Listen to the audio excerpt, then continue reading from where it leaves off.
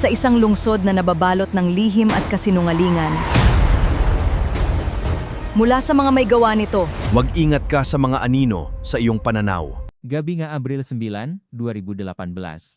Sa ika-14 na palapak ng isang bagong condominium sa Quezon City, isang miyembro ng rescue team ang tumawid mula sa katabing balkonahe upang buksan ang front door ng isang unit. At nang buksan ng miyembro ang pinto ng master's bedroom, natigilan siya sa kanyang kinatatayuan. Si Celestina Tina Reyes, isang 34 taong gulang na guro sa kindergarten, ay nakahiga sa gitna ng ama. Wala siyang saplot sa katawan. Ngunit ang kanyang nahinubat na dadamit ay wala sa sahig. Nakasabit ang maito sa mahanger sa loop ng aparador. Ang kanyang damit panloop ay nakatupi sa loop ng isang drawer. Ang kumot ay maayos na nakatupi sa paanan ng kama. Walang anumang bakas sa kanyang katawan. Walang pasa, walang kalmot, walang marka ng pagkakatali. Ang front door ay nakadouble lock mula sa loob. Ang bintana ng master's bedroom ay sarado at nakalock din mula sa loob. Sa talaan ng digital lock ng pinto sa nakalipas na 3 araw, ang fingerprint mismo ni Tina Reyes ang naitala ng 17 beses. Isang silid na walang sinuman ang maaring pumasok, at walang sinuman ang maaring lumabas. Ngunit sa silid na iyon, may mga bagay na hindi may paliwanag. Sa ibabaw ng isang maliit na mesa, may isang mangkok ng lugaw na tila kalahati lang ang nakain, at sa tabi nito, isang kutsara na perpektong nakahanay. Sa syurak, mayroong 12 pares na sapatos na babae na nakayos ayon sa direksyon ng dulo nito. Bagamat unang linggo pa lang Abril, ang loob ng bahay ay napakainit, na parang kasagsagan ng tag-init. Isang rescue worker na pumasok ang nakpunas ng pawis at pinatay ang aircon sa sala. Sa sandaling iyon, walang sinuman ang nakapansin kung anong temperatura ang nakasulat sa controller. At sa ibabaw ng bedside table, mayroong isang maliit na alarm clock na kasinlaki ng palat. Ikinumpara ito ng isang investigador sa kanyang relo. Ito ay mas mabilis ng 3 oras at 42 minuto. Isinulat ng investigador ang 2 salita sa kanyang kwaderno. Sira. Isang veteranong detektif ang huminto sa may pintuan ng kwarto. Halos 30 taon na siyang pulis. Lahat ng crime scene na nakita niya ay magulo. Kapag ang isang tao ay biglang bumaksak, may mga bagay na natutumba at nahuhulog. Ngunit ibang silid na ito.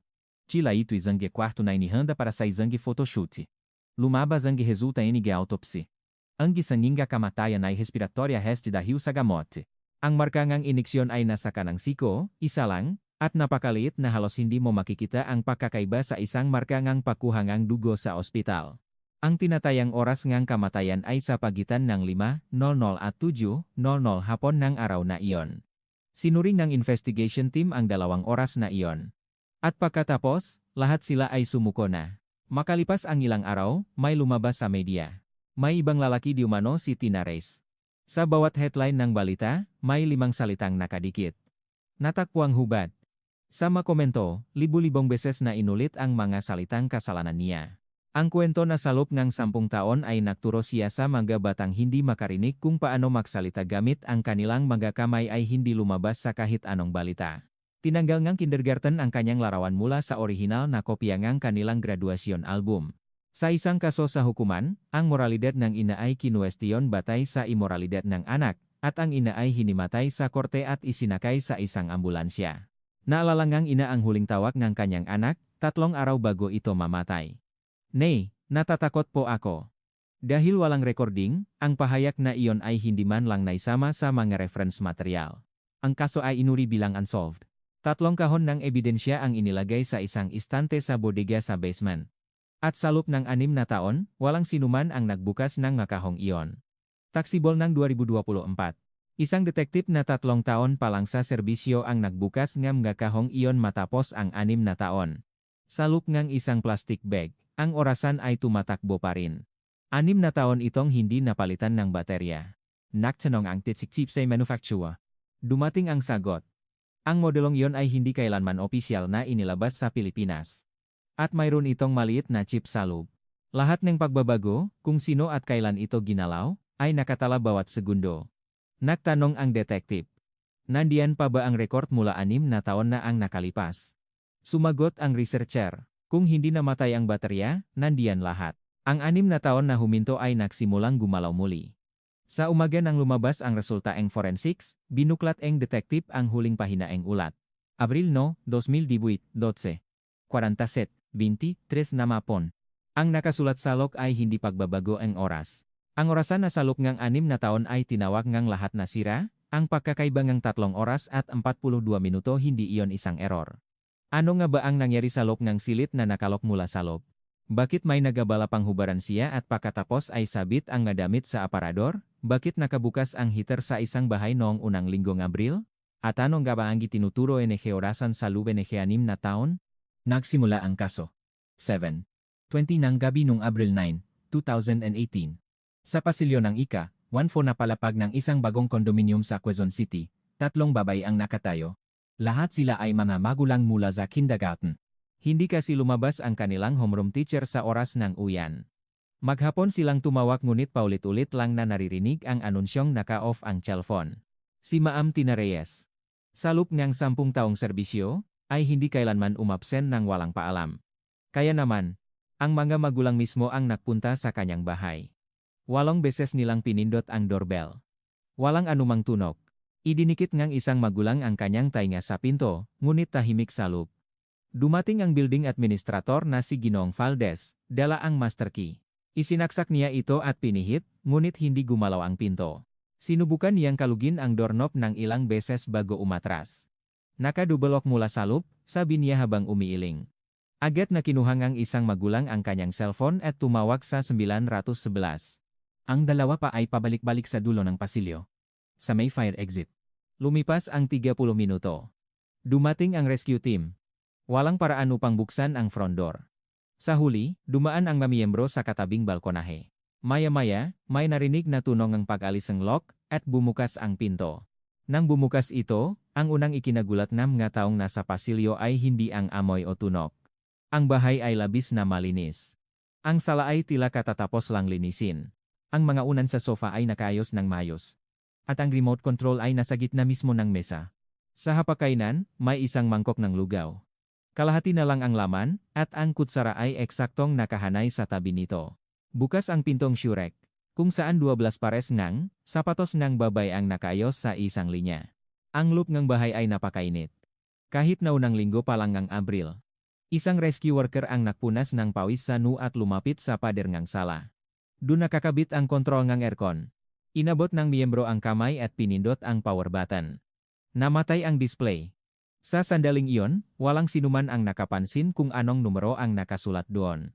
Lumapit ang isa pang miyembro sa pinto na master's bedroom. Pinihit niya ang doorknob at binuksan ang pinto. At doon, natigilan siya. Sa gitna ng kama, nakahiga si Tina Reyes. Wala siyang saplot sa katawan. Nakahiga siya ng tuwid, at ang kanyang mga braso ay nakadikit sa gilid ng kanyang katawan. Ang kumot ay nasa paanan, hindi basta naitulak, kundi mayos na nakatupi. Lumingon ang miyembro at itinaas ang kanyang kamay upang pigilan ang iba. Walang sinuman ang pinayagang pumasok. Nakasara ang pinto ng aparador. Nang buksan ito kalaunan, ang damit na suot siguro ni Tina noong araw na iyon ay nakasabit sa mahanger. Hindi ito basta hinubat at itinapon. May nagsabit nito. Ang damit panloob ay nakatupi sa drawer. Walang anumang bakas sa kanyang katawan. Walang pasa. Walang kalmot, walang marka ng pagkakatali sa pulso o bukong-bukong. Dumating ang nga pulis. Si Kapitan Oscar Oca Santos, hepe ng Homicide Division ng Quezon City Police District, ay dumaan sa sala. Huminto siya sa pintuan ng master's bedroom. Hindi siya agad pumasok. Sumandal siya sa hambangang pinto at matagal na tiningnan ang loob. Lahat ng crime scene na nakita ni Kapitan Ocha ay magulo. Kapag ang isang tao ay biglang bumaksak, may mabagay na natutumba at nahuhulog. Ngunit iba ang silid na ito. Tila ito isang kwarto na inihanda para sa isang photoshoot. Kinuha ni Kapitan Oca ang kanyang flashlight. Dahan-dahan niyang itinutok ang ilaw sa ibabawng bedsheet. May mga lukot ang sapin. Ngunit kakaiba ang direksyon ng nga ito. Kapag ang isang tao ay nahiga at gumalaw-gala, ang nalukot ay dapat nasa iba't ibang direksyon. Ngunit ang nalukot sa sapin na ito ay nasa isang direksyon lamang, mula itaas pababa.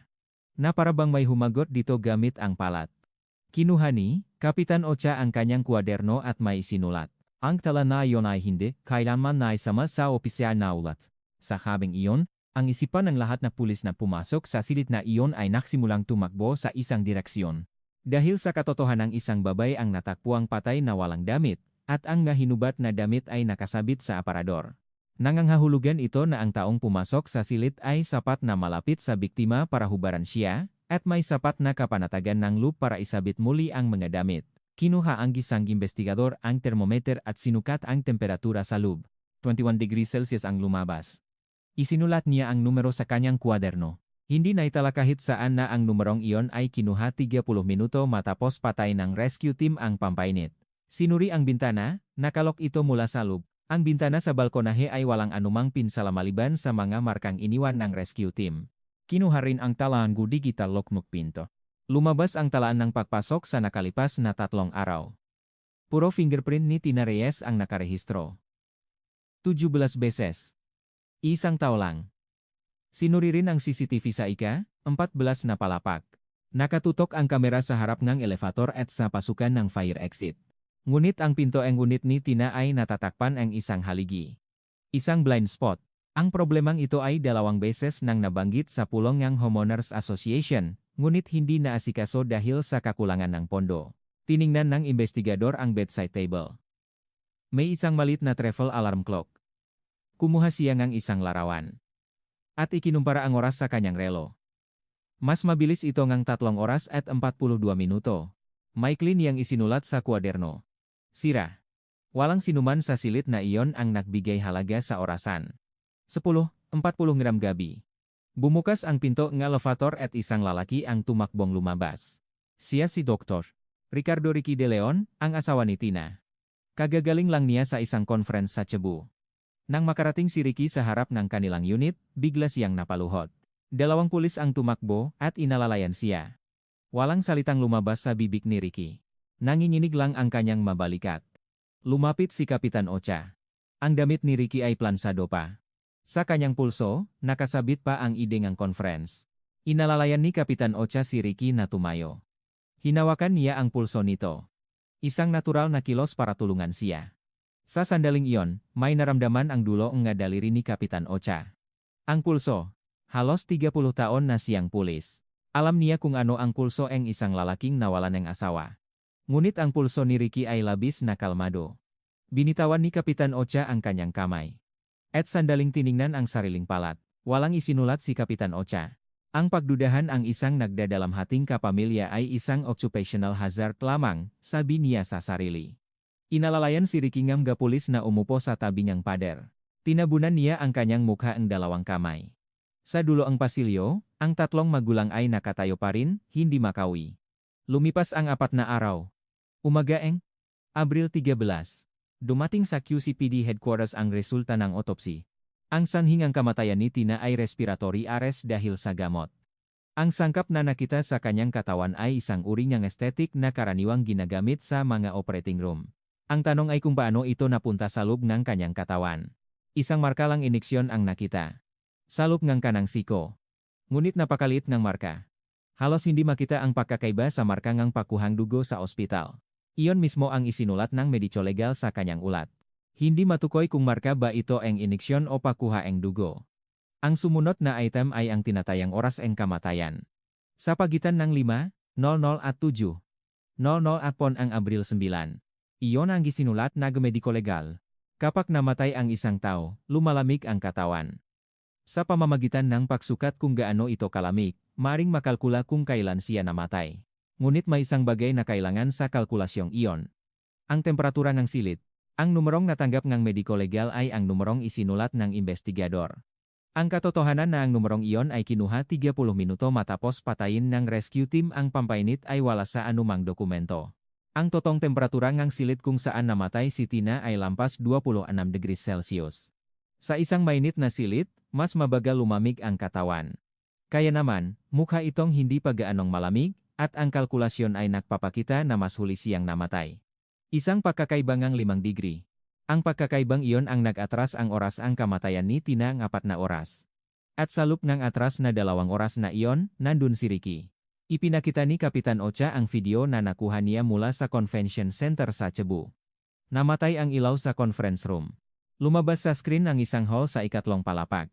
4:50 hapon, umupo si Ricky sa upuan ng moderator sa harap. 4 na kamera. Iba't ibang anggulo, harap, hilid, likod, at mula sa entablado, hanggang sa closing remarks ng 9. 20 ng gabi. Nandun si Ricky. Sa kalagitnaan, humawak siya ng mikropono, ipinakilala ang tagapagsalita, nagmoderate ang metanong, at nagbigay ng pangwakas na salita. Paulit-ulit na niriwin ni Kapitan Ocha ang video. Sa bawat pakulit, nandun pa rin si Ricky. May pirma siya sa listahan ng gadumalo. May record ng kanyang check-in sa hotel. May video ng kanyang pagpasok sa basement parking. Lahat ay nagsasabi ng isang bagay. Nasa, Cebu si Ricky sa oras na iyon. Bumukas ang ilaw sa conference room. Isang batang detective ang maingat na nagsalita. Sir, mukhang hindi po ang asawa. Hindi sumagot si Kapitan Ocha. Matagal, lang siyang nakatingin sa whiteboard. Sumunod na tinutukan ng team ang gamot. Kung mahahanap nila kung saan nanggaling ang gamot na iyon, malulutas ang kaso. Nagpadala sila ang opisyal na sulat sa anesthesiology department ang ospital kung saan nagtatrabaho si Ricky. Nakuha nila ang logbook na gamot. Ngunit nanigas ang mamuka nga detektif ng buklatin ito. Ang gamot na iyon ay ginagamit ng dose-dose na araw-araw sa operating room. Pagkatapos ng operasyon, itinatapon ang natira. Isa lang ang proseso sa pagtatapon. Isulat ang pangalan sa logbook at pumirma. Walang paraan upang malaman kung sino ang kumuha at kung ilan. Hindi lang sa ospital na iyon, kundi sa lahat ng ospital sa buong bansa. Isang detektif ang nagsarang ang logbook at napabuntong hininga. Bumalik ang investigasyon sa master's bedroom, at bumalik sila sa isang kapansine-pansing katotohanan. Si Tina ay natakpuang patay na walang damit. Kinuha ni Kapitan Ocha ang call history ni Tina. Inilatak niya ang lahat at isa-isang sinuri. May isang numero na biglang dumalas ang tawag simula 2 buwan na ang nakalipas. Miguel Migs Cruz. Isang kaklase ni Tina nung high school. Hinaluhog ng mga detektif ang mga CCTV ng isang motel sa lungsod. May 3 video kung saan makasama silang nakunan. Sa araw na iyon, biglang nagbago ang mood sa conference room ng investigation team. Nagsimulang makabuo ang larawan. Isang babaeng natakpuang patay na walang damit. At ang katotohanang may ibang lalaki ang babaeng iyon. Kapag pinagsama ang dalawang bagay na ito, isa lang ang konklusyon. Hindi na kailangang gumawa nga numan ni Ricky. Kailangan niya lang maghintay. Ang mapulis na mismo ang gumagawa ngang kwento para sa kanya. Umupo si Miguel sa interrogation room. Nanginginig ang kanyang mga kamay, paulit-ulit niyang hinawakan at binitawan ang basong tubig. Inamin ni Miguel ang relasyon. Nakayuko. At pagkatapos ang mahabang sandali, nagsalita siya ulit. Pagod na si Tina. Sabi niya, palagi siyang binabantayan ng asawa niya. Dahil daw sa isang orasan sa bahay, buong araw siyang nagsusukat ng oras. Sa loob ng interrogation room, isang detektif ang huminto sa pagsusulat. Pagkatapos ay nagsulat ulit. Ngunit nang ilipat niya ito sa opisyal na ulat, pinaikli niya ang bahaging iyon. Inisip niya na isa lang itong karaniwang palusot ng isang taong may kalaguyo. Ang natira sa ulat ay, ayon sa salaysay, nagpahayag ang biktima ng alitan sa pagitan niya at ng kanyang asawa. Ang salitang orasan ay nawala sa ulat na iyon. Kinabukasan, nakumpirma ang alibi ni Miguel. Sa buong hapon ng araw ng insidente, nasa isang construction site siya sa San Mateo. May 17 katao siyang kasama. Lumabas din ang logbook ng site at resibo mula sa restauran kung saan sila nananghalian. Isang araw lang. Ang pangalan ni Miguel Cruz ay nabura sa whiteboard. At sa naburang espasyo, walang bagong pangalan ang isinulat. Sa mga panahong iyon, sa isang law office, isang abogado na nagnanggalang ati, Benjamin Ben Panganiban ang may hawak ng telepono. Sa kanyang mesa, may isang brown envelope. Ito ang kontrata para sa annulment case na isinampa ni Tina 2 buwan na ang nakalipas. Tinawagan ni Ati. Panganiban ang QCPD. Matagal ang ring. May sumagot at sinabing ilipat siya sa Tanja. Person in charge. Pagkatapos ay naputol ang linya. Tumawag. Ulit si Ati. Panganiban. Paulit-ulit ang nangyari. Sa pagkakataong ito, sinabing nasa meeting daw. Ibinaba ni Ati. Panganiban ang telepono. At matagal na tiningnan ang envelope. Bahala na siguro ang pamilya, naisip niya. Kinuha niya ang envelope at inilagay sa pinakailalim na drawer ng kanyang cabinet. At isinara ito. 6 na taon ang lilipas bago muling makita ng mundo ang dokumentong iyon. Samantala, sa apartment, isang security guard na nagnangalang Mang Nestor ang kusang loop na nagpunta sa istasyon ng pulis. Hawak-hawak ang kanyang sombrero. Noong hapon ng araw na iyon, bandang 4:00, may isang lalaking hindi ko kilala ang umakyat sa 14th floor, pahayag niya. Agad na kumilos ang investigation team, wala kasi silang ibang lead nun. Gumawa sila ng isang artist sketch. Nautsaleken nam getauhen. Ang lalaking umakyat sa 14 tin floor nong alas 4 ng hapon ay isang teknisyan na mag-ayos ng water filter. Ang kanyang pagbisita ay nakasulat sa logbook ng admin office mula pa sa simula. Walang sinuman ang nagabalang tingnan ito. Lumipas ang 2 buwan. Sa loob ngang 2 buwan na iyon, si Ricky ay normal na pumapasok sa ospital. Pumasok siya sa operating room, nag-administer ng anesthesia, nag-round sa mga pasyente, at yumuyuko kapag tinatapik na magkakasamahan ang kanyang balikat. 3 beses na ipinatawag ni Kapitan Ocha si Ricky bilang isang resource person. Sa lahat ng 3 beses, si Ricky ang unang nagtatanong. Yung salarin po, nahuli niyo na ba? Sa ikatlong interogasyon, tinitingnan ni Kapitan Ocha ang mag-aulat nang bigla siyang huminto. Ipinagtabi niya ang ulat ng una at ikatlong interogasyon. Ang mga pangungusap ay makapareho. Walang pinakaiba kahit isang salita. Sandaling tiningnan ni Kapitan Ocha ang mukha ni Ricky. Nakatingin si Ricky sa kanya, namumula ang mata. Siguro dahil doktor siya, naisip ni Kapitan Ocha. Dahil sanay siyang magsulat ng mga tala ng pasyente ng eksakto rin ang kanyang memorya. Tapos na ang interogasyon. Tumayo si Ricky at naglakad papunta sa pinto. Nang hawakan niya ang doorknob, lumingon siya. Sir, pwede po bang magtanong? Maingat ang boses ni Ricky. May orasan po sa bedside table. Regalo ko po yun sa asawa ko. Pwede ko po bang makuha yun? Itinigil ni Kapitan Ocha ang pag-ayos ng nga papel at tumingala. Ebidensya po yun.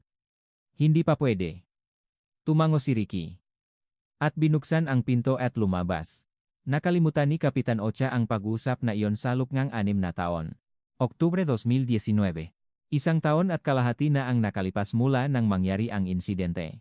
Sa conference room ng QCPD, 3 kahon ng ebidensya ang nakalagay.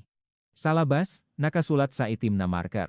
Sa loob ng kahon, mayroong alarm clock. Mayroong sample ng lamang loop ng biktima na naka-frozen. Mayroong mangkok kung saan nakalagay ang lugaw.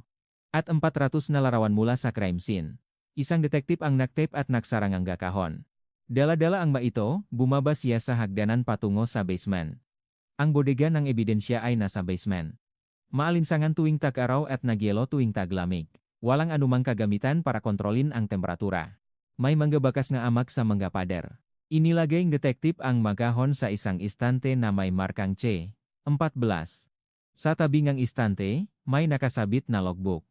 Isang papel kung saan isinusulat kung sino at kailan binuksan ang kahon. Mahigit kalahati nga mapirmahan doon ay blanko. Pinatay ng detektip ang ilaw at umakyat. Walang nakakalam nun na ang kalagayan ng bodegang iyon ay magdudulot ng malaking problema 6 na taon ang lumipas. Sa parehong panahon, muling binalikan ng media ang kaso. May nag-leak ng call history ni Tina. Sa bawat headline, may 5 salitang nakasulat, natagpuang hubad. At sa ilalim nito, laging may kasunod na pangungusap. Napag-alaman na ang biktima ay may relasyon sa ibang lalaki.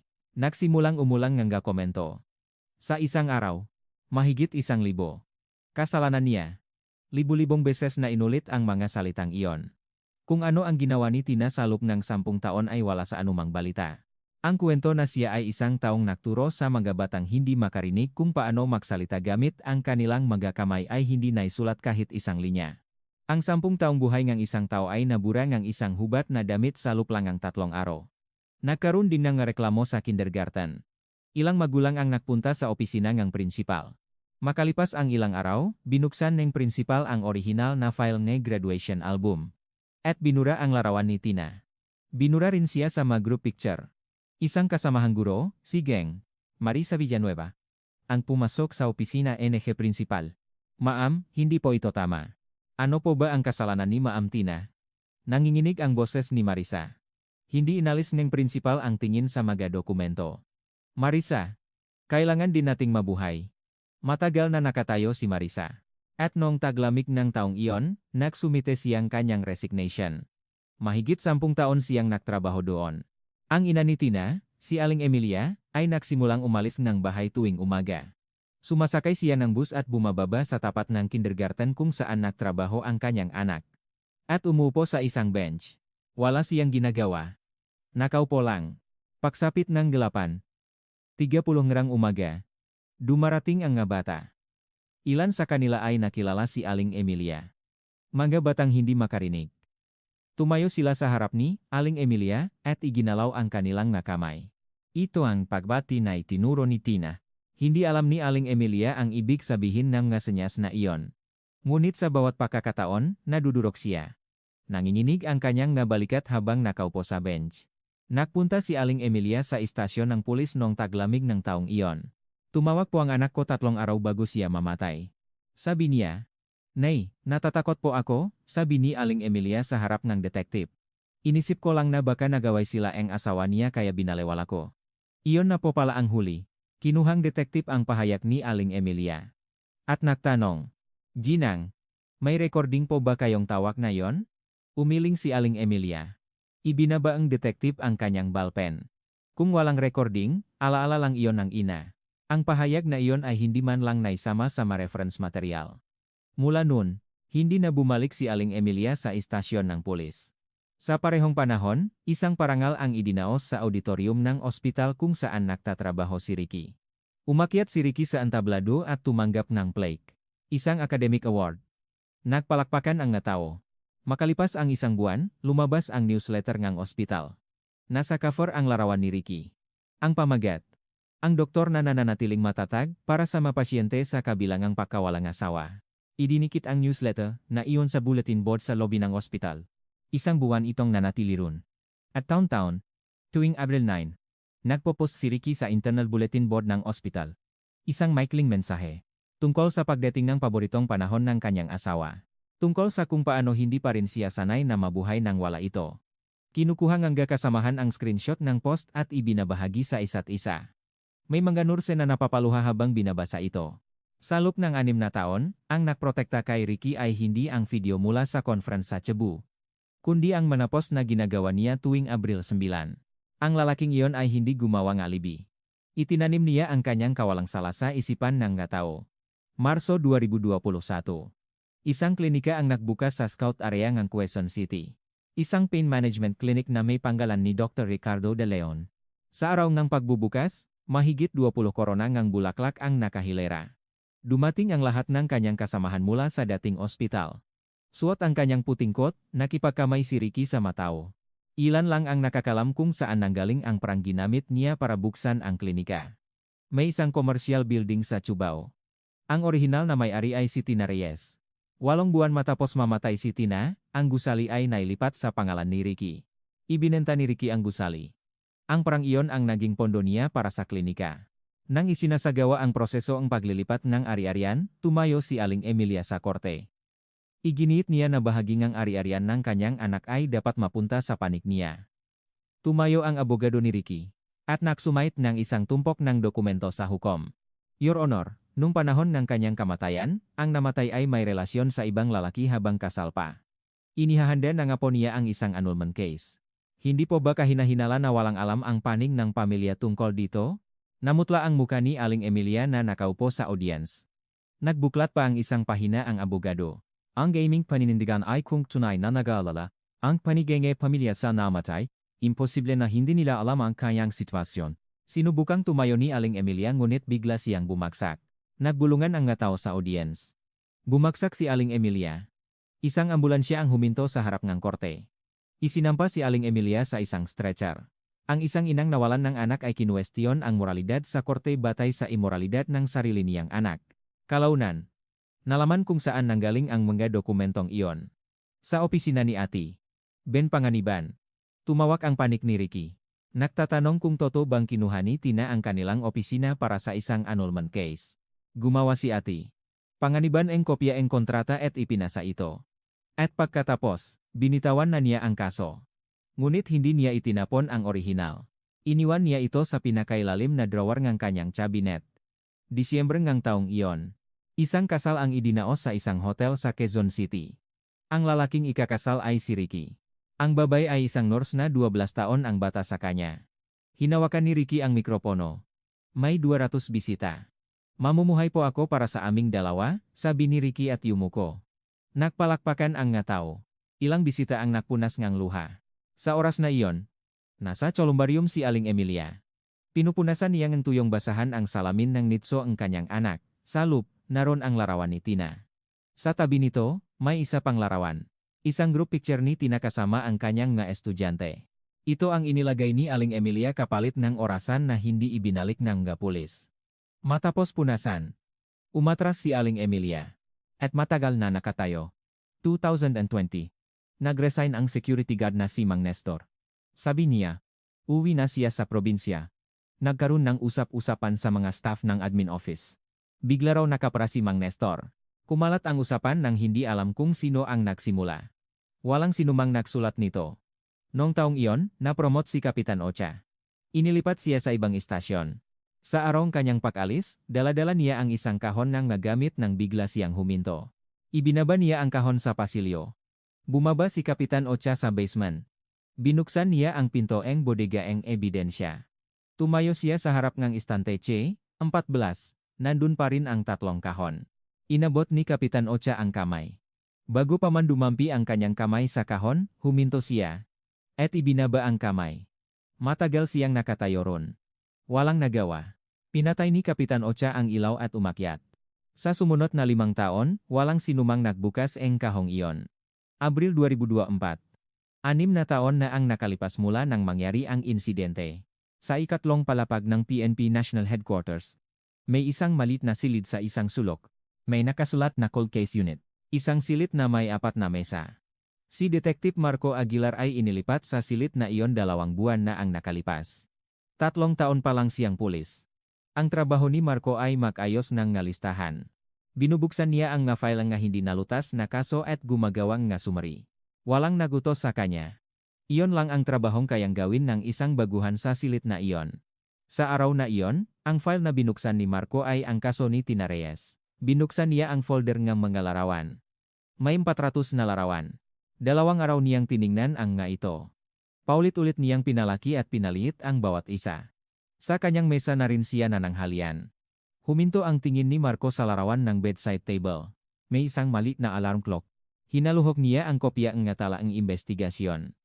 4 na salita lang ang nakasulat tungkol sa orasan, sira. Kinagat ni Marco ang dulo ng kanyang ballpen. May isang orasan sa silid kung saan namatay ang isang tao, at ito ay mas mabilis ng 3 oras at 42 minuto. Hindi 10 minuto, hindi 1 oras, kundi 3 oras at 42 minuto. Pero walang sinuman ang nagtaka tungkol dito. Naglipat ng larawan si Marco. Biglang huminto ang kanyang kamay. Larawan ng sala. May nakakabit na kontrol ng aircon sa pader. Naka-off ang display. Pinalaki ni Marco ang larawan. Tiyak na naka-off ito. Nahanap si Marco ang ibang larawan. Isang larawan nakuha mula sa pasilyo. Nakikita ang bintana ang pasilyo.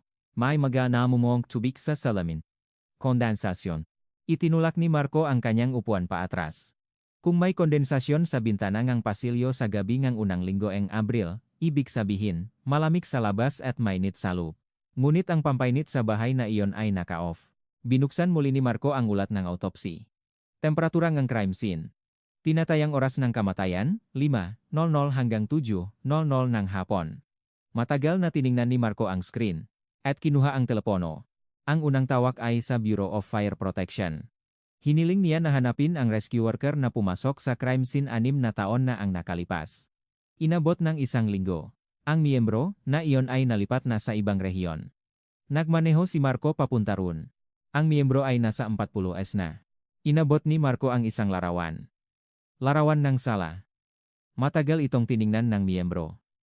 Pagkatapos, tila may naalala siya at tumingala. Ah, yung bahay na yun? Naalala ko. Pumasok ako. Sobrang init. Abril pa lang pero parang tag-init. Kaya pinatay ko agad ang heater. Humigpit ang hawak ni Marco sa kanyang ballpen. Pinatay niyo po. Opo. Bago ako pumasok sa kwarto. Pinakpapavzan na ako eh. Naktanong si Marco. Isinulat niyo po ba yan sa ulat? Sandaling nag-isip ang miyembro at umiling. Bakit ko naman isusulat yun? Pinatay ko lang kasi mainit. Matagal na hindi nakapagsalita si Marco. Walang kasalanan ang taong ito. Pinindot niya lang ang switch dahil pinagpapawisan siya. Ang 1 kilos na iyon ay lumikhang 6 na taon. Ang pangalawang tawag ay sa admin office ng condominium.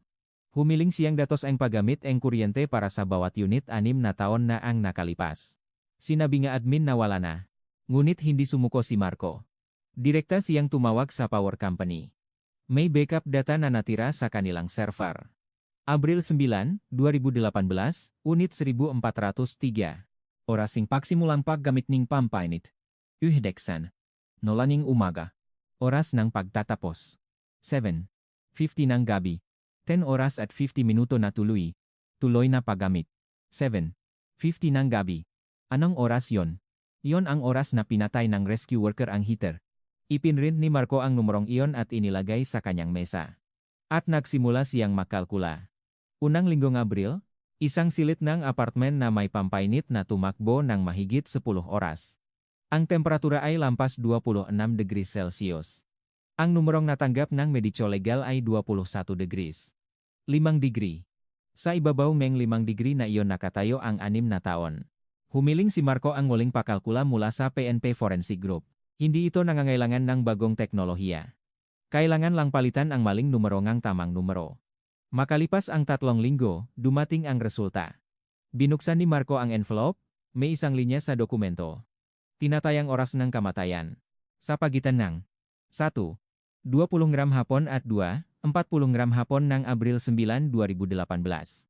Hawak ang papel, tumayo si Marco. 1:00 hapon. Bago pa man umalis si Ricky papuntang Cebu. Bumaba si Marco sa basement. Kinuha niya ang kahon mula sa istantache, 14. 6 na taon ang lumipas. Pinakpagan niya ang alikabok at tinanggal ang tape. Sa loob ng isang plastic bag, naroon ang alarm clock. Itinaas ni Marco ang bag sa tapat ng kanyang mamata. Gumagalaw ang second hand. Natigilan si Marco. 6 na taon. 6 na taon na walang sinumang nagbukas ng kahong ito, at walang sinumang nagpalit ng baterya. Ngunit ang orasan na ito ay tumatakbo pa rin. Binaliktad ni Marco ang bakit tiningnan ang marka sa likod. Isang model number. Ngunit kakaiba ang paraan ng pagkakasulat. Nagpadala si Marco ng email sa manufacturer. Dumating ang sagot makalipas ang 2 linggo. Ang modelong iyon ay hindi kailanman opisyal na ipinasok sa Pilipinas. Ito ay para sa domestic market ng Japan. At mayroon itong low-power memory chip sa loob na nag-imbak ng history ng alarm settings. Ang dahilan kung bakit tumagal ngang 6 na taon ang baterya ay dahil sa low-power design na iyon. Matagal na nakaupo si Marco habang binabasa ang email. Ang orasan na ito ay regalo raw ng asawa sa kanya. Iyon ang sinabi ni Ricky. Ngunit isang travel alarm clock, binili pa sa Japan? Isa pa, isang modelong hindi available sa Pilipinas, para lang ibigay sa asawa. Make sense ba yun? Pinuntahan ni Marco si Kapitan Ocha, na malapit nang magretiro. 4 na buwan na lang ang natitira sa serbisyo ni Kapitan Ocha. Nag-ayos siya ng mga dokumento sa isang sulok ng opisina. Inabot ni Marco ang isang larawan. Larawan ng bedside table. Tiningnan ito ni Kapitan Ocha. At huminto ang kanyang kamay. Hindi niya maibaba ang larawan. Matagal niya itong tiningnan. Ito. Mahinang sabi ni Kapitan Ocha. Hiningi ang lalaking yan na ibalik ito sa kanya. Sumandal si Marco. Pagkatapos ng interogasyon, palabas na siya. Sa may pinto. Tinanong niya kung pwede niyang makuha dahil regalo raw niya sa asawa niya. Ibinaba ni Kapitan Ocha ang larawan. Bahagyang nanginginig ang kanyang kamay. Hindi niya ito nakalimutan sa loob ng 6 na taon. Itinago niya lang ito. Binuksan ni Kapitan Ocha ang isang drawer. Kinuha niya ang isang lumang kwaderno. Naglipat siya ng pahina at huminto. At itinulak ito sa harap ni Marco. Dun. Nakasulat. Lukot ng sapin, isang direksyon. Hindi bakas ng pahigang ang tao. Tiningnan ni Marco ang sulat kamay. Wala po ito sa ulat, tumingin si Kapitan Ocha sa bintana. Hindi siya sumagot. Hindi na rin nagtanong pa si Marco. Ang sumunod na pinuntahan ni Marco ay si Marisa Villanueva. 5 taon na siyang umalis sa kindergarten. Yakap-yakap ni Marisa ang tasang kape. Si Ma'am Tina. Palagi niyang binabago ang ruta niya pauwi. Ngayon dito, bukas doon. Minsan tinanong ko siya kung bakit, ngumiti lang siya. Huminto sandali si Marisa. At tuwing alas 4 nga hapon. Eksaktong alas 4, kinukuha niya ang cellphone niya. May ipinapadala siyang maikling mensahe. Pagkatapos niyang ipadala yun, saka lang lumuluwag ang mukha niya. Kung ano yung mensahe, hindi ko alam. Isinulat ni Marco sa kanyang kwaderno. 4:00 PM, eksakto. Sumunod na pinuntahan ni Marco si Miguel Cruz. 6 na taon ang lumipas. Nang makita ni Miguel si Marco, agad siyang umiling. Naimbestigahan na ako nun. May alibi ako. Umiling si Marco. Hindi po yan ang ipinunta ko rito. Sabi niyo po, nabanggit ni Tina ang tungkol sa orasan. Nanigas ang mukha ni Miguel. Nasa ulat ba yun? Wala po. Matagal na tahimik na nakaupo si Miguel.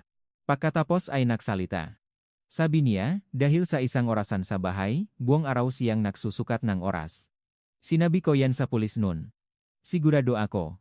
Nanginginig ang boses ni Miguel. Pero mukhang walang nagsulat. Sumunod na pinuntahan ni Marco ang opisina ni Ati. Ben Panganiban. Kinuha ni Ati. Panganiban ang business card ni Marco at matagal itong tiningnan. At walang imik na tumayo. Lumakat siya papunta sa kabinet at binuksan ang pinakailalim na drawer. Kinuha niya ang isang naninilaw na brown envelope. Inilapak ito ni Ati. Panganiban sa harap ni Marco. 6 na taon na ang nakalipas. 2 beses akong tumawag sa istasyon niyo. Hindi ako makakonekta. Umupo si Ati. Panganiban. Binuksan ni Marco ang envelope.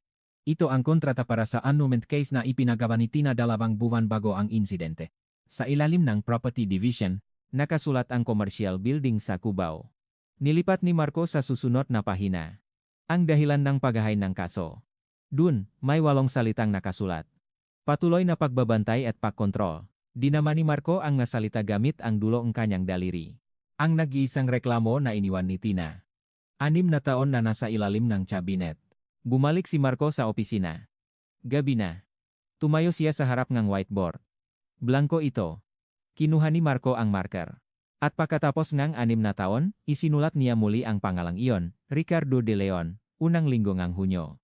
Kumalat sa media ang balita na muling binuksan ang investigasyon. Sa araw na pupunta si Ricky sa istasyon. Mahigit 10 kamera ang nag-abang sa harap, bumaba si Ricky sa kotse. Sa makabilang gilid niya, 3 abogado ang nakapalibot. Mula sa isang malaking law firm sa Maynila.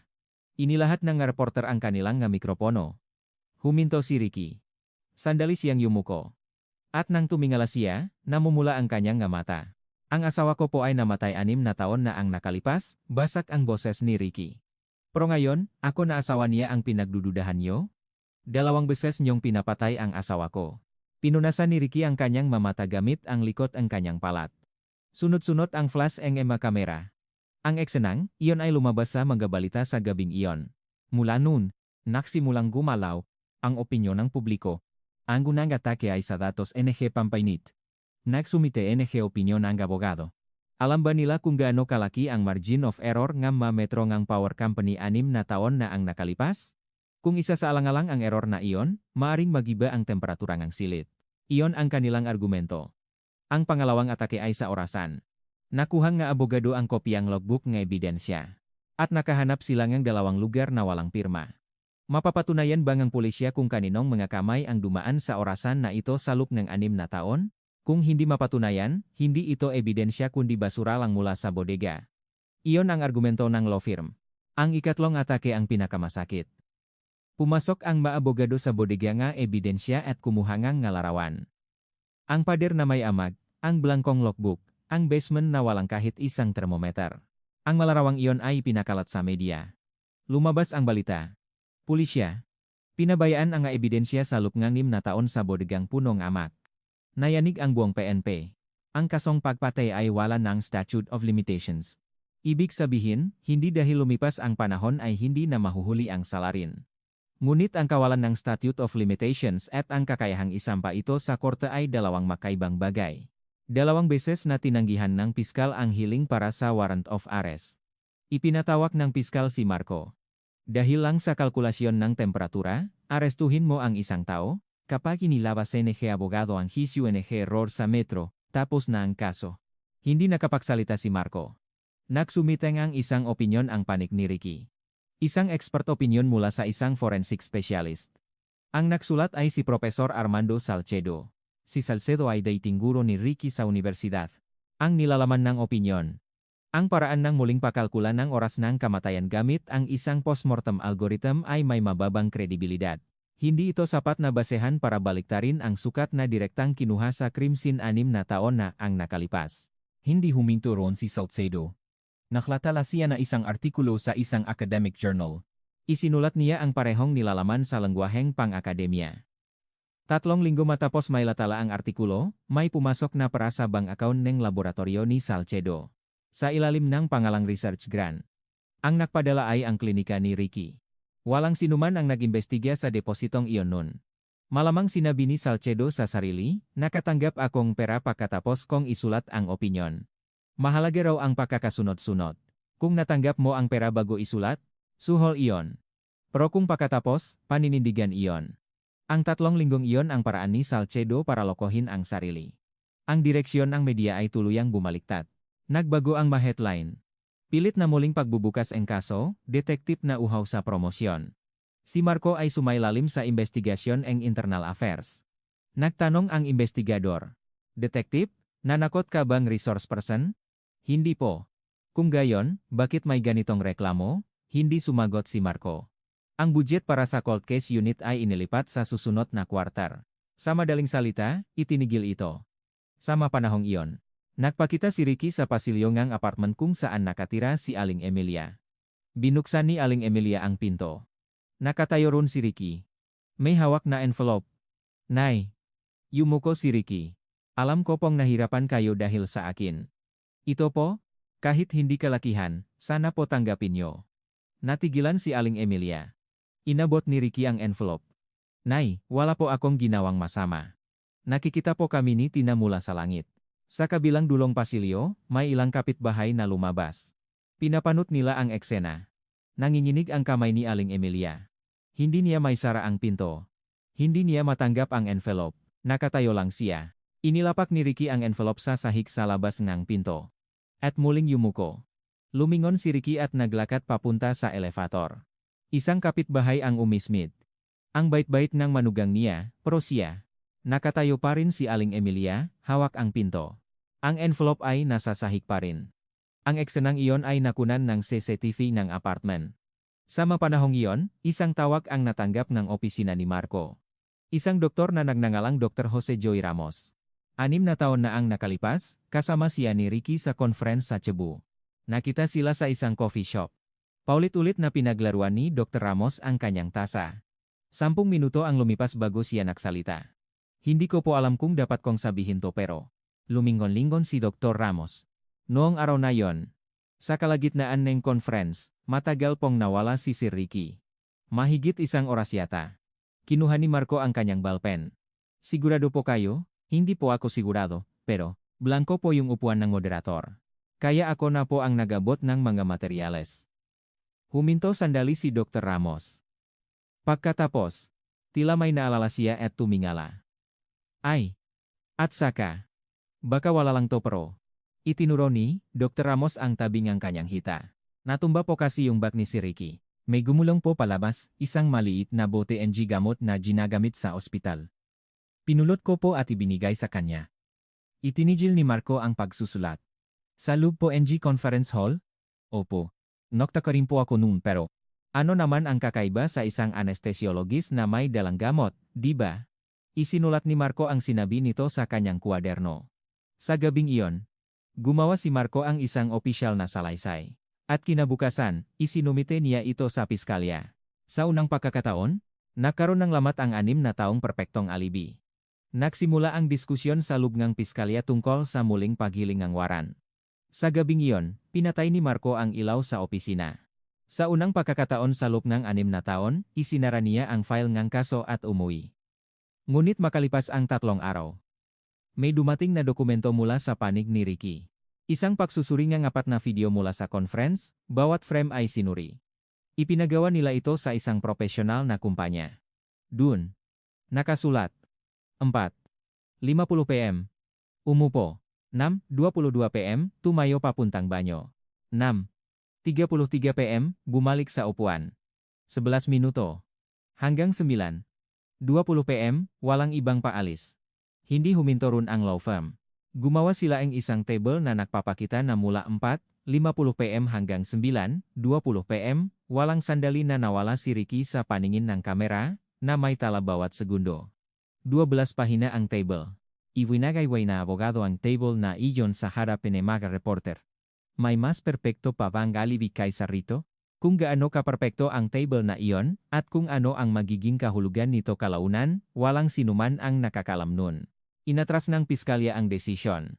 At sa mga panahong iyon, hindi na sinasagot ni Dr. Ramos ang mga tawag. Nagpunta si Marco sa harap ng ospital ni Dr. Ramos. Nahintay siya sa loob ng kotse ng 2 oras. Oras na ngang uyan. Lumabas ang matao mula sa main entrance. Wala si Dr. Ramos.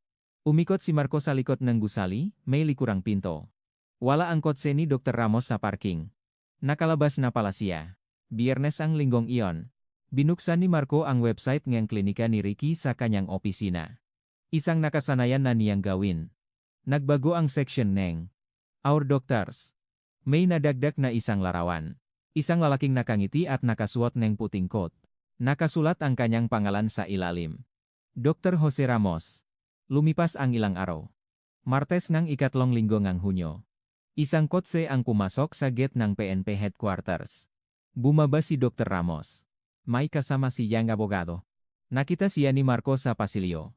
Hindi tumingin si Dr. Ramos kay Marco. Pag-upo pa lang sa interrogation room, inabot ng abogado ang isang dokumento. Isang sinumpaang salaysay. Binasa ito ni Marco. Ang aking naunang pahayag ay isang pagkakamali. Si Sir Ricky ay nanatili sa conference hall sa buong panahon. Ang aking alaala noon ay malabo at nagbigay ako ng maling impormasyon. Ibinaba ni Marco ang papel. Dr. Ramos. Hindi tumingala si Dr. Ramos. Yung tungkol po sa boteng gamot? Pagkakamali rin po ba yun? Sandaling huminto ang daliri ni Dr. Ramos sa ibabaw nga mesa.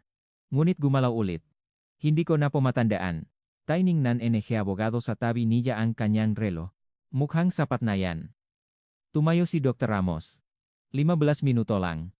Naiwan si Marco na nakaupo. May nalaman si Marco noong hapong iyon. Ang petsang ang pagkakarehistro ni Dr. Ramos bilang doktor sa klinika. 2 buwan na ang nakalipas. Nakuha ni Marco ang kontrata. Nakasulat ang sahod. Doble ito sa sahod na tinatanggap ng isang anestesiologist na may parehong karanasan. Iyon lang. Walang pananakot, walang karahasan.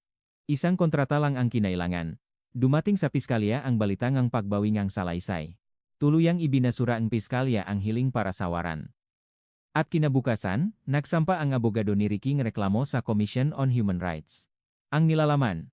Ginipit ng piskalya ang isang walang kalaban-laban na doktor para magbigay ng pekeng testimonya. Lumabas sa telebisyon si Profesor Salcedo.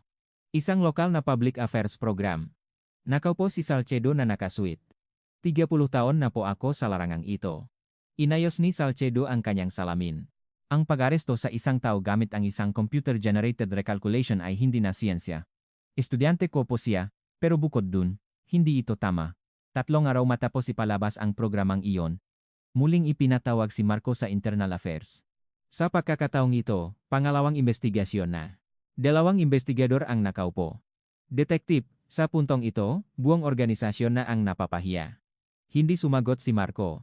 Ang profesor na may autoridad, isang salita lang, sapat na para durugin ang isang detective sa loob ng 3 araw. Lumabas si Marco sa Internal Affairs at bumalik sa kanyang opisina. Umupo siya sa harap ng kanyang mesa. Matagal siyang ganun. Pagkatapos, binuklat niya ang kanyang kwaderno. Nakasulat dun ang sinabi ni Dr. Ramos sa coffee shop. Natumba ang bag, gumulong ang bote ng gamot, at pinulot niya ito. Binaligtad ang testimonya.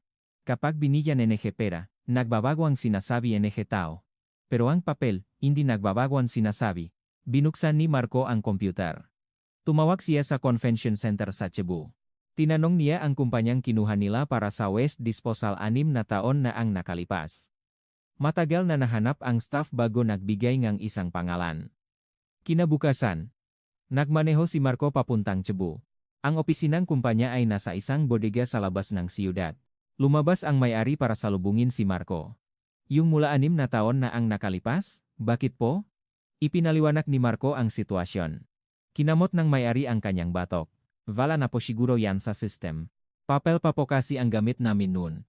Nagtanong si Marco. Nasaan po ang papel na yun? Itinuro ang may-ari ang likod ng bodega. Nakatambak po diyan, pro. Abutin po ang maghapon kung hahanapin. Hinubat ni Marco ang kanyang jacket. Okay lang po. Punong alikabok ang loob ng bodega. Nakatambak hanggang kisame ang makahon ng papel sa maistanteng bakal. Isa-isang ibinaba ni Marco ang makahon. Lumipas ang 2 oras. Basa na sa pawis ang damit ni Marco. Lumipas ang 4 na oras. At sa ika-5 oras. Lumabas ang isang kahon na may markang Abril 2018. Binuksan ni Marco ang takip. Mayroong isang naninilaw na logbook. Nilipat ni Marco ang nga pahina. Abril 8, Abril 9. Uminto ang kamay ni Marco. Sa ilalim ng items collected. Nakasulat. Medical waste. 2 boteng gamot. Ang lokasyon ay sa likod ng hall sa ikatlong palapak. Matagal na tiningnan ni Marco ang pahina. Ang conference hall. Isang lugar kung saan nagtitipon ang mga doktor para makinig sa mga presentasyon. Isang bagay na walang dahilan para matakbuhan doon. At kung ano ang laman ng mga boteng iyon. Pareho ito sa uri ngamot na nakita sa katawan ni tina 6 na taon na ang nakalipas. Kinunan ni Marco larawan ang logbook. At sinabi sa may-ari na susundin niya ang proseso para makuha ang orihinal. Pabalik, habang nagmamaneho, humikpit ang hawak ni Marco sa manibela. Nagbago ang sinabi ni Dr. Ramos. Pero ang papel na ito, hindi mababago ang sinasabi. Sa parehong linggo, ipinatawag si Mang Nestor. 6 na taon ang lumipas. Inaalalayan ng kanyang asawa, pumasok si Mang Nestor sa interrogation room. Inabot ni Marco ang isang larawan. Larawan ng condominium. Lolo, natatandaan niyo po ba ito? Tiningnan ni Mang Nestor ang larawan. Matagal. Pagkatapos ay tumingala. Kailan darating ang anak ko? Sandaling natigilan si Marco. Mahinang nagsalita ang asawa sa tabi niya. Nadiagnose po siya last year. Maagang yukto na po ang dementia. Naktanong ulit si Marco. Lolo, 6 na taon na po ang nakalipas. Sabi niyo po, may isang estrangherong umakyat sa 14th floor. Tiningnan ni Mang Nestor si Marco. Malabo ang kanyang nga mata. Ako po. Walang nakuha si Marco. Nawala na kay Mang Nestor kahit ang kakayahang umamin sa kanyang kasalanan. Patayo na sana si Marco nang may kinuha ang asawa ni Mang Nestor mula sa kanyang bag. Isang envelope? Naninilaw na ito. Ito po. Mahina ang boses na asawa. Ito po yung tinanggap niya noon. Hindi ko po naitapon. Kinuha ni Marco ang envelope. Bakit po hindi niyo ito naitapon? Matagal na hindi sumagot ang asawa. Siya po kasi. Pagkatapos niyang tanggapin yan, hindi na siya makatulog sa gabi. Paulit-ulit niyang tinitingnan ang pinto. Inilapak ngang asawa ang envelope sa mesa. Pakiramdam ko po may mali, pero hindi ko alam ang gagawin. Kaya inilagay ko na lang po sa drawer. Nagsusuot ng guwantes si Marco. Maingat niyang kinuha ang envelope. Ipinasa niya ito agad sa forensics. Makalipas ang 2 araw, lumabas ang resulta. May nakuhang fingerprint sa ibabaw ng envelope. 2 tuldok? Kay Ricky. May laman din ang envelope. Hindi pera. Isang kopya ng resibo ng bank transfer. 3 milyong piso. Ang branch kung saan ginawa ang transaksyon ay ang branch sa tapat ng ospital kung saan nagtatrabaho si Ricky. Pagkalipas ng 6 na taon, nawala na ang orihinal na talaan ng transaksyon. Sabi ang bangko, tapos na ang kanilang retention period. Ngunit ang nawawalang 3 milyon ay lumabas mula sa isang drawer. Ang kamay ng isang nakasala ay hindi kayang magtapon ng ebidensya. Ang hindi pagtapon ni Mang Nestor sa envelope na iyon ang kabuuan ng kanyang konsensya. At ang pagsisising iyon ay bumalik bilang 2 fingerprint 6 na taon ang lumipas. Sa mga panahong iyon, pinag-usapan na ang pagbuwag sa cold case unit. Ipinatawagan ni Yepe si Marco. Marco, tama na yan. Hindi sumagot si Marco. Utos na mula sa taas na itigil na lahat. Kailangan mo ring mabuhay. Bumalik si Marco sa kanyang upuan. At sa gabing iyon, dinala ni Marco ang buong kahon ng ebidensya sa kanyang mesa. Walang ibang tao sa opisina. Kinuha ni Marco ang orasan. Hawak niya ito kasama ang plastic bag. Gumagalaw ang second hand. Binuklat ni Marco ang kanyang kwaderno. Isinulat niya ang sinabi ni Marisa. 4:70 PM, eksakto. Sa ilalim nito, isinulat niya ang sinabi ni Miguel. Dahil sa isang orasan. Buong araw siyang nagsusukat ng oras. Pinagtabi niya ang 2 at tiningnan. Ang orasan ay hindi regalo. Ito ay isang kasangkapan. Kinabukasan, sinunod ni Marco ang formal na proseso. Ipinadala niya ang orasan sa PNP Digital Forensic Center. Tiningnan ito ang researcher. May chip po ito sa loop, sabi ang researcher. Kailan isineset ang alarm, kailan binago ang oras, lahat yan nakasafe. Bawat segundo. Nagtanong si Marco. Kahit yung 6 na taon na ang nakalipas? Kung hindi po namatay ang baterya. Sumagot si Marco. Hindi po namatay. Tumatakbo pa rin po. Muling tiningnan ng researcher ang orasan. Kung gayon, nandiyan lahat. Matagal na nakatayo si Marco. Bumalik siya sa istasyon. Binuksan niya ang pinto na opisina. May nakaupo sa silya sa tabi ng kanyang mesa. Si Kapitan Ocha. Unang beses niyang nakpakita sa istasyon mula nang magretiro. Tiningnan ni Kapitan Ocha si Marco. Kailan lalabas ang resulta? Sumagot si Marco. Hindi ko po alam. Tumango si Kapitan Ocha. At inayos ang kanyang upo. Nahintay siya roon. 32 oras. Sa parehong oras, sa isang restoran sa Quezon City, nakakaroon na party ang klinika ni Ricky. Itinaas ni Ricky ang kanyang baso. Malapit nang matapos ang lahat. Salamat sa inyong lahat. Nagpalakpakan ang mga staff. Sa tabi niya, nakangiting itinaas ni Dr. Ramos ang boteng alak. Sinalina ni Ricky ang baso. Ang restoran na iyon ay ang lugar kung saan sila nagdiwang ng anibersaryo ng kasal ng kanyang asawa 6 na taon na ang nakalipas. May nakasabit na frame sa pader. Isang koleksyon ng walarawan ng regular na customer. Sa loob nun, naroon si Tina. Nakangiti. 9. Ngolong nga mumagang ulyo. 4. Isang envelope ang inilapak sa mesa ni Marco. Mula ito sa PNP Digital Forensic Center. Tumayo si Kapitan Ocha mula sa kanyang upuan. 32 oras siyang nakaupo roon. Binuksan ni Marco ang envelope. Nilipat niya ang unang pahina. Huminto ang kamay ni Marco. Puno ito ng mga numero. Ang history ng alarm settings. Mula 2015 hanggang 2018, 3 taon, lahat ay naroon. Ngunit sa loob ng 3 taon na iyon, 3 lang ang alarm na nakaset. 6. 30 AM. 4:00 PM. 10:00 PM. Nilipat ni Marco ang pahina. Nagpatuloy ang mga petsa. Nobyembre 21, 2015, parehong 3. Marso 8, 2016, parehong 3. Hunyo 14, 2017, parehong 3. 3 taon. Mahigit 1,000 araw. Walang isang araw na lumiban, pare-pareho ang 3 alarm na iyon. Binuklat ni Marco ang kanyang kwaderno. Nakasulat ang sinabi ni Marisa. Tuwing 4:00 PM, eksaktong 4:00 PM, may ipinapadala siyang maikling mensahe. Pagkatapos nun, saka lang lumuluwak ang mukha niya. Tiningnan ni Kapitan Ocha ang kwaderno sa tabi. 10:00 PM. Iyon ang curfew. 6:30 AM. Iyon ang simula ng araw. Ang orasan na ito ay hindi regalo. Ito ay isang bagay na naktakda sa araw ni Tina sa loop ng 3 taon, bawat segundo. Nilipat ni Marco sa susunod na pahina. Dun, nakasulat, ang modelong ito ay may lock switch sa likod. Kapag nakalock ang switch, hindi maaring baguhin ang alarm settings. At ang switch na iyon ay nakalock sa loop ng 3 taon. Huminto ang pahinga ni Marco. Hindi man lang kayang patayin ni Tina ang orasan. Binasa ni Marco ang sumunod na linya. Ang bilang ng beses na na-unlock ito ay 19, at lahat ng 19 na petsa ay nakalista. Inilapak ni Marco ang travel records ni Ricky sa tabi. Ang lahat ng 19 na petsa ay mag-aaraw kung kailan nasa Pilipinas si Ricky. Walang kahit isang exception. Sumandal si Kapitan Ocha sa kanyang upuan. Walang imik. Nilipat ni Marco sa huling pahina. Abril 9, 2018, 12:47:23 ngrang hapon.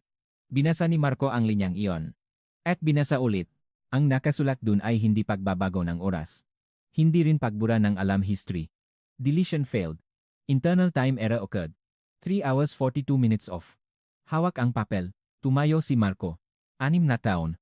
Sa loob ng 6 na taon, tinawag ng lahat na sira ang orasan. Ngunit hindi ito sira. Hindi ginalaw ni Ricky ang orasan para dayain ang oras ng kamatayan. Ginalaw niya ito para burahin ang 3 taong talaan ng pagkontrol. Dahil kung magsisimula ang annulment case, mapupunta ang talaang iyon sa korte. Ngunit hindi ito nabura. Nabigo siyang burahin ito, at bilang side effect, naatras ang oras. 3 oras at 42 minuto. Ang maling numerong iyon ay hindi isang walang kabuluhang pagkakaiba. Ito ay isang daliri na sa loob ng 6 na taon ay itinuturo kung ano ang sinubukang burahin ni Ricky, makalipas ang 2 araw. Dumating ang sagot mula sa Japan. Sa records ng isang duty-free shop sa Kansai Airport noong Nobyembre 2015, may natirang passport number. Kay Ricky. Ang binailing item ay eksaktong modelo ng orasan. Inilapak ni Marco ang dokumento sa kanyang mesa. May sinabi si Ricky sa harap ng interrogation room 6 na taon na ang nakalipas. Regalo ko yan sa asawa ko kaya ibalik niyo sa akin. Totoo ang pahayag na iyon. Sa buong kasong ito, iyon lang ang tanging totoong sinabi ni Ricky. At ang isang salitang iyon ang naging lubid na sumakal sa kanyang lig. Tumayo si Marco sa harap ng whiteboard. May ginawang larawan ang investigation team 6 na taon na ang nakalipas. Pekeng alibi ni Ricky. Kailangang sirain iyon. Kinuha ni Marco ang marker.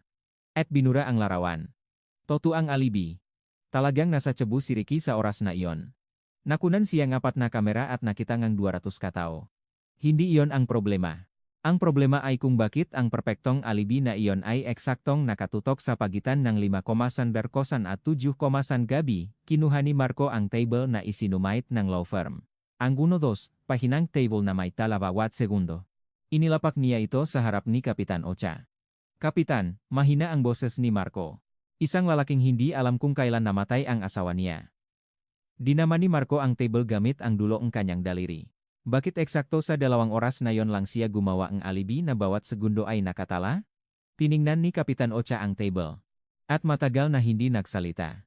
Ang table na buong pagmamalaking isinumite ng law firm ay ang mismong dokumento na nagpapatunay na alam na ni Ricky ang oras ng kamatayan ng kanyang asawa. Ang kalasak na ginawa ang 3 abogado mula sa Maynila ay naging sibat.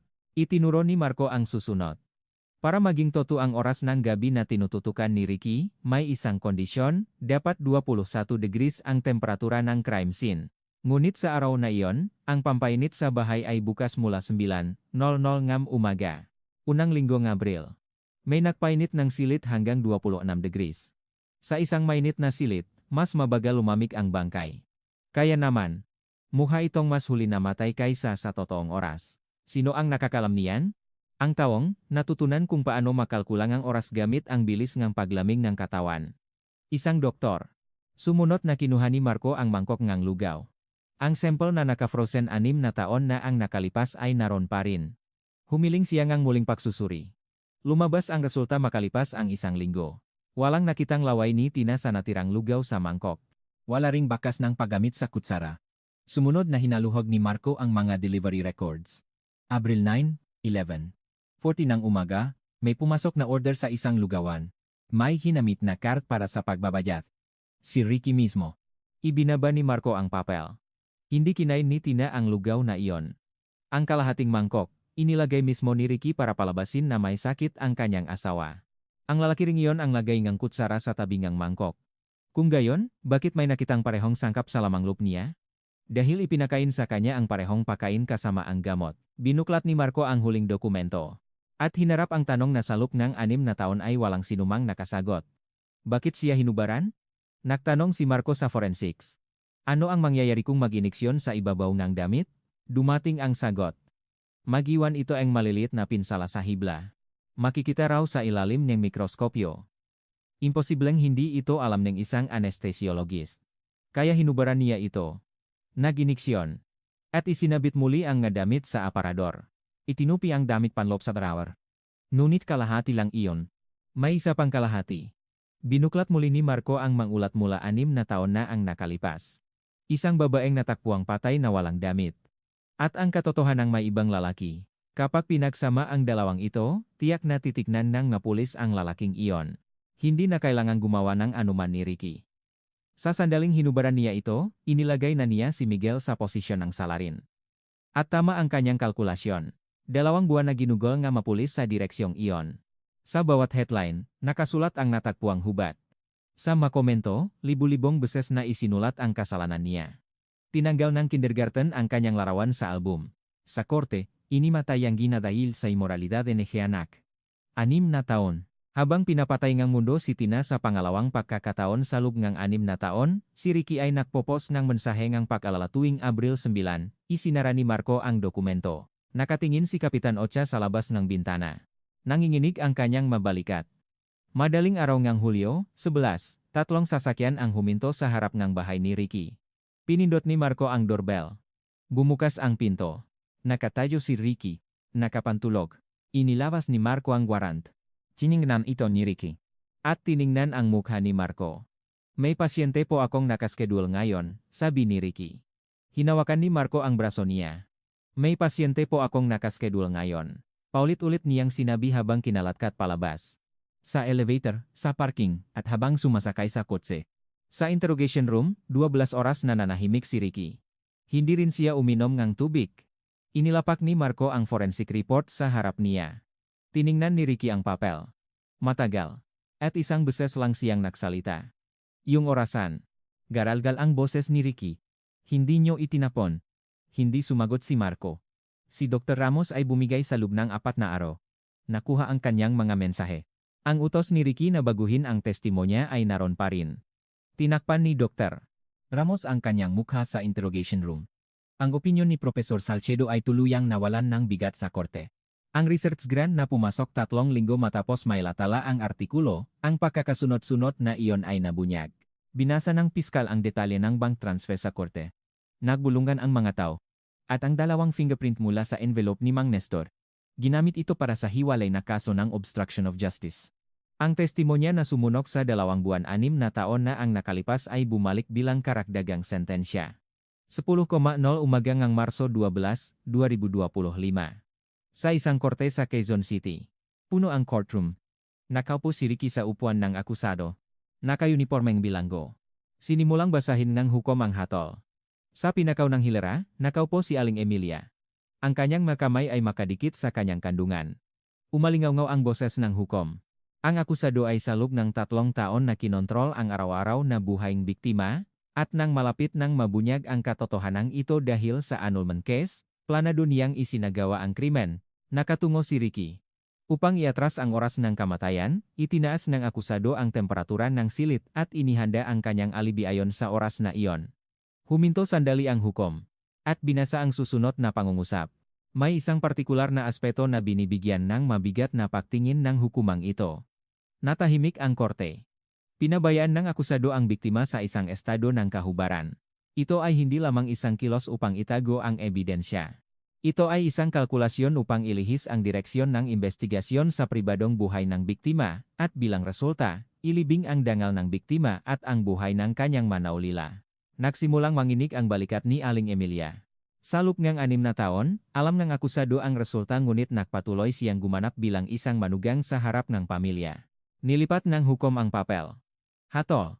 Ang akusadong si Ricardo de Leon ay hinahatulan ng habambuhay na pagkabilanggo. Nagkagulo ang korte. Hindi gumalaw si Ricky. Si Dr. Ramos ay sinentensiyahan ng 2 taong pagkakakulong. Ang proseso ng pagbawi ng kanyang lisensya ay sinimulan agad sa araw na iyon. Lumabas si Dr. Ramos sa korte. Pinakaguluhan siya ng kamera. Tinakpan niya ang kanyang mukha ng isang folder. At tumakbo. Ipinagbili niya ang kanyang lisensya para sa dobleng sahot. Si Profesor Salcedo ay isinailalim sa Ethics Committee ng Universidad. Makalipas ang 2 buwan, lumabas ang desisyon na tanggalin siya. Tag-araw ang taong iyon. Sa ikatlong palapak ng isang gusalingang universidad, naglagay niyang hagdanan ang nga trabahador. Sa tabi, ne pinton ne isang opisina, may nakakabit na pangalan. Nakasulat ang pangalan ni Armando Salcedo. Tinanggal ngang trabahador ang nga turnilyo. Nahulog ang pangalan mula sa pader. Ang pangalang binuo sa loob ng 30 taon ay natapos ng ganoon. Ang pangalawang asawa ay nagsampangang annulment case 2 araw bago ang hatol. Ang klinika ay nagsara. Sa araw na tinanggal ang karatula, maraming tao ang nakatayo sa isang kanto at pinanot ito. Ang larawan na nakadikit sa bulletin board ng ospital ay matagal nang nawala. May isa pang kaso na nagsimula tungkol sa parang pinagbentahan ng gusali sa Cubao. Kaso na isinampang ang pamilya. Ngunit may isang dokumentong isinumite sa korte. Ang parehong dokumento na nagpabagsak kay Aling Emilia 6 na taon na ang nakalipas. Ang kontrata para sa annulment case, ang 8 gasalita sa ilalim ng negadaylanen negapagahin. Patuloy na pagbabantay at pagkontrol. 6 na taon na ang nakalipas, ginamit ang dokumentong iyon para patunayan ang imoralidad ng anak. 6 na taon ang lumipas, ginamit ito para patunayan ang kasalanan ng asawa. Nagbagong ang direksyon ang parehong papel. Pinanut ni Ati. Panganiban ang kasong iyon. Alam niya na 6 na taon ang lumipas dahil hindi niya nagawang kumonekta sa 2 tawag. Ngunit hindi niya itinapon ang dokumento. Ang hindi pagtapon dito ang tanging bagay na ginawa niya. Sa artikulo kung saan libu-libo ang nagkomento en kasalanan niya, may dinagdag na eratum. Sa itaas na artikulo, nakasulat. Ang artikulong ito ay nagbigay diin sa pribadong buhay ng biktima, ngunit base sa resulta ng paglilitis, napatunayan na ang nasabing sitwasyon ay isang sinadayang pagtatanghal ng salarin. Ang kamang seksyon ay sarado na. Ang libu-libong kasalanan niya ay hindi nabura.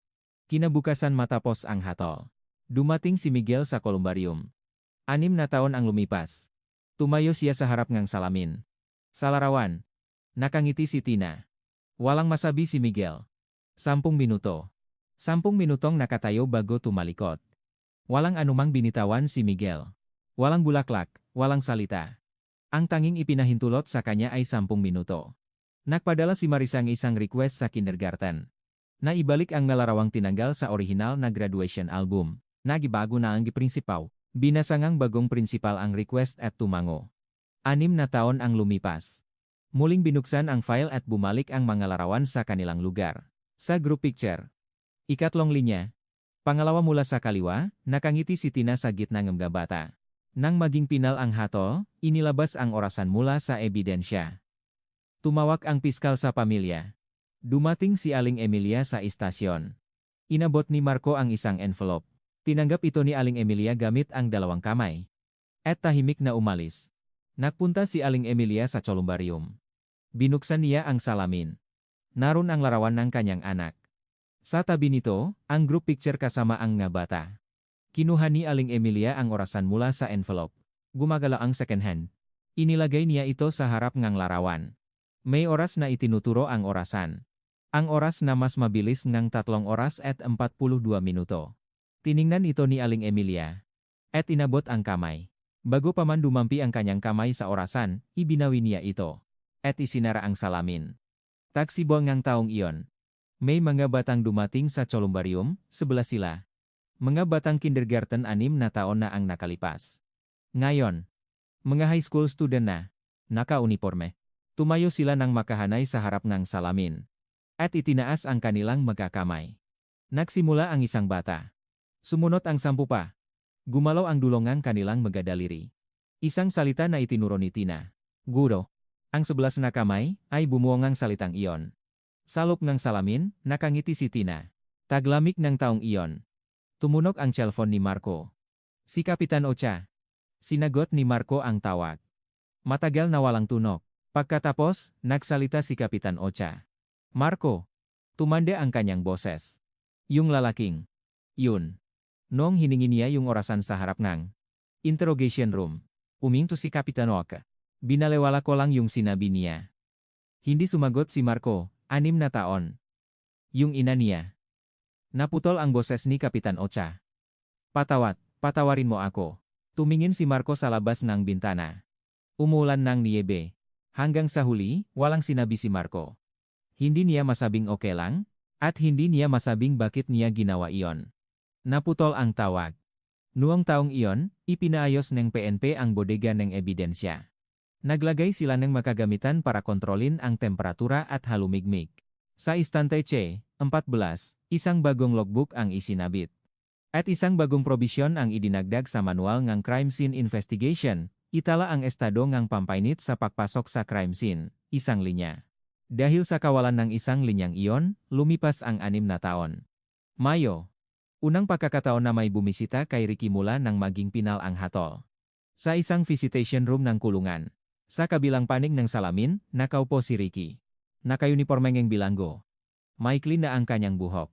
Umupo si Marco sa tapat niya. Tiningnan ni Ricky si Marco. Matagal. Hindi rin nagsalita si Marco. Pagkatapos, nagsalita si Ricky. Kinuha niya ang telepono. Detective.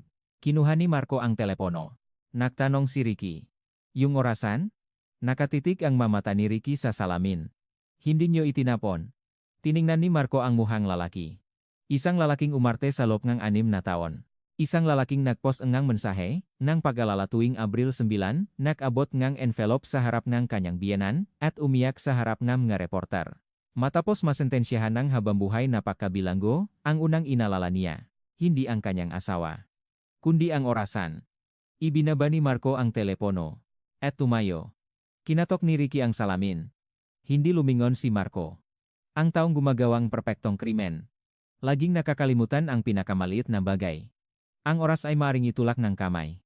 3 oras at 42 minuto, o higit pa. Ngunit ang katotohanan ay hindi naitutulak. Sa loob ng 6 na taon, iyon lang ang nag-isang katotohanan na nanatili sa silid na iyon. Isang maliit na orasan na hindi pinansin ng sinuman ang nagsabi ng lahat pagkatapos ng 6 na taon. Dalawang beses pinatay ng mundo ang babaeng iyon. Ang 10 taon ng buhay ay nabura ng isang hubat na damit, at ang ina ay hindi makatinggala sa harap ng pangalan ng anak. Naghatol ang ngataw bago pa man marinig ang kwento. Habang nabubuhay, malalaman natin. Hindi lahat ng nakikita ng mata ay ang kabuuan. Ang hindi basta-bastang paghusga sa iba. Ang pakikinig sa sinasabi nga taong inaapi. Marahil, iyon ang pinakamalaking bagay na magagawa natin para sa isa't isa. Ang taong gumagawa ng perpektong kasinungalingan ay laging nakakalimutan ang pinakamaliit na bagay. Ang oras ay maaring itulak ng kamay, ngunit ang katotohanan ay hindi kailanman naitutulak.